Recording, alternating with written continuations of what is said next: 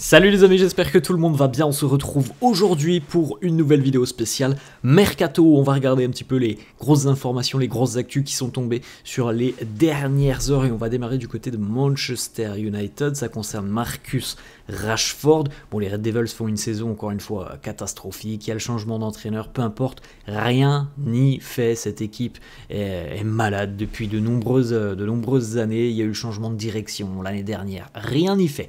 Rien ne fonctionne du côté de Manchester United. Alors évidemment, on va laisser un peu de temps quand même à Ruben Amorim, mais les débuts sont déjà très compliqués pour le technicien portugais. Bref, depuis à peu près une quinzaine de jours, Marcus Rashford s'est exprimé ouvertement en disant qu'il se sentait prêt pour un nouveau défi, pour un nouveau challenge dans sa carrière. Lui qui n'a connu que Manchester United dans sa carrière, lui qui en plus de ça est quand même un joueur qui est capable de faire de grandes différences. Et malheureusement, depuis quelques années, quand même, du côté des Red Devils, c'est problématique. Il y a une équipe qui n'aspire à rien du côté de Manchester United. On ne lutte pas du tout pour le titre de Premier League. Quand on gagne une FA Cup, on peut considérer que la saison est plus ou moins réussie parce qu'on sait très bien qu'on ne peut pas lutter en championnat notamment. C'est impossible aussi presque de lutter en Coupe d'Europe lorsque les Red Devils sont en Coupe d'Europe. Donc évidemment que Rashford, c'est un joueur qui a envie de retrouver le très haut niveau, et à l'heure actuelle, comme déjà depuis quelques années maintenant, le très haut niveau, c'est pas Manchester United, donc il se sent prêt pour un nouveau défi, pour un nouveau challenge dans sa carrière, et il a déjà une petite idée en tête, Marcus Rashford. Il se verrait bien du côté de l'Espagne, et plus précisément du côté du Barça. Il pense que son style de jeu peut parfaitement correspondre aux attentes du Barça. Alors la problématique maintenant, c'est du côté du Barça. On a déjà du mal à enregistrer Dani Olmo, alors imaginez s'il faut enregistrer un joueur comme Marcus Rashford. Donc voilà, c'est une problématique, mais en tout cas, lui se verrait plutôt du côté de l'Espagne et du FC Barcelone. On continue les amis avec le Paris Saint-Germain, un défenseur du PSG qui ne joue pas beaucoup. C'est pas un profil qui est très apprécié par Luis Enrique, c'est Milan Skriniar qui avait quitté l'Inter pour arriver en grande pompe du côté de Paris, puis au final ça a fait quand même un sacré flop, Milan Skriniar du côté du PSG, des problèmes physiques, un manque de régularité et de performance aussi pour Milan Skriniar. Le PSG et Luis Enrique ne comptent plus forcément sur le joueur. Galatasaray en Turquie aurait déjà ouvert des négociations et des discussions avec le PSG pour tenter de le signer. Pourquoi pas d'ailleurs sous la forme d'un prêt avec une option d'achat. Donc à suivre sur ce mois de janvier. On continue, on va du côté du Borussia Dortmund. Il avait fait une saison exceptionnelle l'année passée avec 27 matchs, il y avait eu quelques petits pépins physiques, 27 matchs, 13 buts, donc un but tous les deux matchs quasiment pour lui. Le néerlandais Daniel Malen qui pourrait quitter Dortmund, c'est un peu plus compliqué cette année. Il a moins de temps de jeu, il a aussi quasiment perdu sa place de titulaire indiscutable, il joue quand même un peu moins, Daniel Malen. Il y a Aston Villa en Angleterre qui est intéressé, qui serait déjà en discussion et en négociation avec le Borussia Dortmund.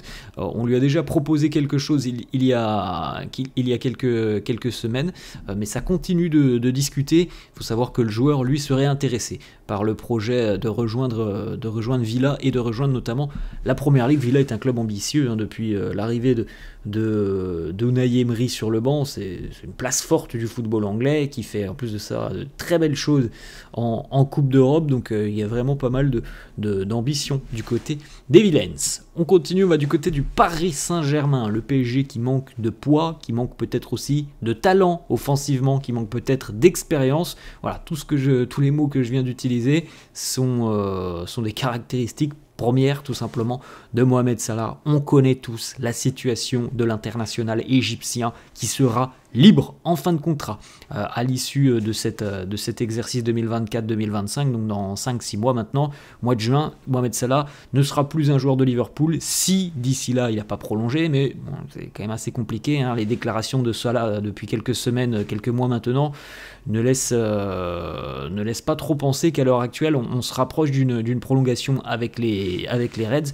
Le PSG serait prêt à offrir un contrat de 3 ans à Mohamed Salah avec un salaire exceptionnel, 2 millions d'euros mensuels, donc c'est quand même assez exceptionnel.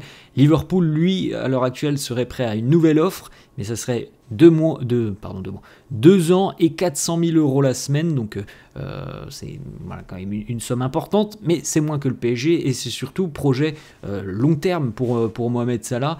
C'est 3 ans du côté de Paris, 2 ans du côté de Liverpool, donc le PSG reste très très intéressé, très attentif à sa situation. Faut quand même se rappeler qu'on a perdu Neymar, Messi et Mbappé.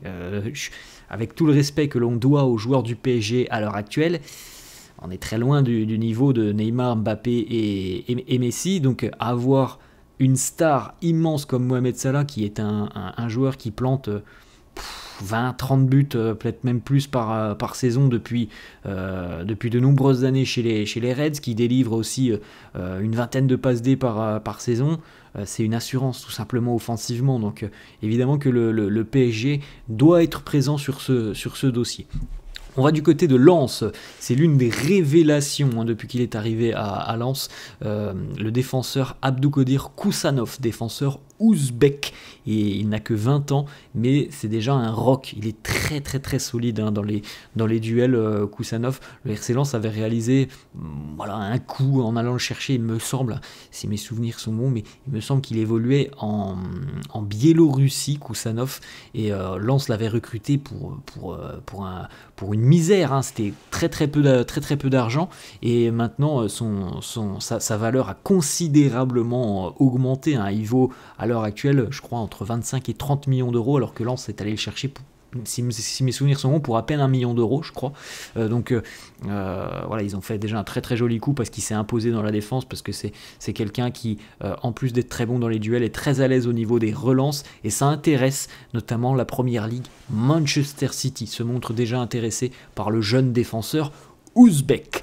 On continue, on va du côté de l'Espagne. Il évolue à Gérone, c'est un pur produit du Real Madrid. Alors il n'a pas eu forcément le temps de jeu qu'il souhaitait du côté de Madrid, donc à l'heure actuelle il est du côté de Gérone, mais le Real a toujours des clauses particulières dans son contrat pour pouvoir, pourquoi pas, le faire revenir. Mais en tout cas, on a plusieurs clubs de PL qui s'intéressent au latéral gauche de Gérone, Miguel Gutiérrez. Les clubs de PL, Liverpool, Manchester United et Manchester City. Alors si on doit en sortir un du lot, il faut penser à Manchester City. On rappelle que City, c'est le groupe qui est propriétaire de Gérone. Donc évidemment que s'il doit quitter Gérone pour rejoindre la Première Ligue, il y a quand même 99% de chances qu'il rejoigne Manchester City au détriment des autres clubs cités, Liverpool et Manchester United. C'est un latéral très dynamique, très à l'aise avec le ballon, qui a de grosses qualités techniques, qui couvre beaucoup de terrain. Il fait beaucoup d'efforts sur le côté, Miguel Gutiérrez, et puis il a une qualité de centre aussi qui est assez intéressante.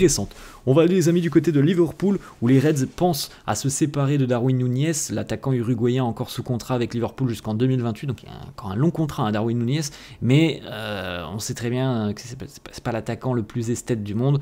Il marque pas beaucoup d'ailleurs cette année, hein. C'est deux petits buts cette année pour Darwin Núñez.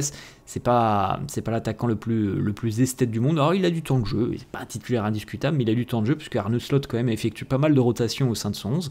Mais il y a un club qui est très intéressé par Darwin Núñez, et qui serait peut-être à même de lui offrir plus de temps de jeu que chez les Reds. C'est l'AC Milan. On en a parlé d'ailleurs dans la précédente vidéo, les amis. Milan qui recherche aussi un attaquant de poids, après le départ de Giroud l'année dernière. Le profil de Giroud, il est plus vraiment là, hein, du côté de Milan, et c'est un profil manquant. Donc voilà, c'est une possibilité d'aller chercher quelqu'un comme Darwin Núñez, qui pèse beaucoup sur les défenses, qui est très bon dans les duels, très bon dans les domaine aérien, qui sert un peu de pivot. Milan serait prêt à proposer une offre de prêt avec potentiellement une obligation d'achat. Offre de prêt à 5 millions, obligation d'achat à 45 millions d'euros. Liverpool serait peut-être d'ailleurs prêt à négocier, hein, parce que c'est quand même un joli prix, hein, si ils s'en sortent pour à peu près entre 40 et 50 millions d'euros pour Darwin Núñez. Alors il avait été recruté plus cher, certes, mais sa valeur a quand même baissé depuis son départ du Benfica.